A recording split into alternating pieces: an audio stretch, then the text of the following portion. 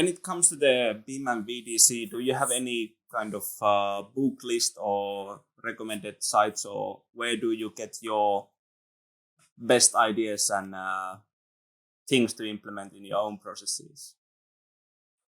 Yeah, so I really like,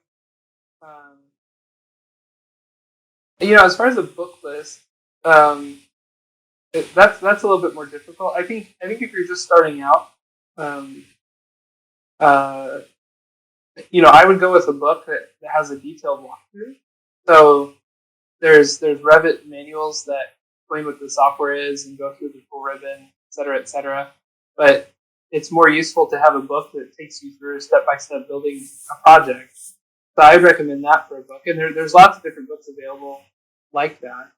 There's also a lot of YouTube videos, or, not just YouTube, but there's a lot of online content where they'll walk you through a project step by step, and you actually go through working on a project.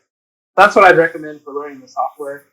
As far as construction, there's so many books. I think the book that I've depended on the most is called Building Fundamentals. I don't know who the author is, but it's like a 1,000-page book that describes different building scopes of work and how they come together. But other than that, other than reading something, I would just go on and watch videos online of people actually installing steel, doing welds, installing piping, putting a boiler together.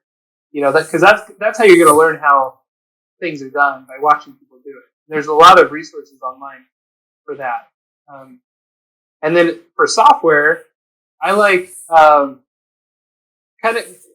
of like with Revit. So learning how to code, I would recommend getting a book that actually walks you through doing a project, like a software project. So there's a really good book that I learned Python with. It's called Python Crash Course. That's a really good one.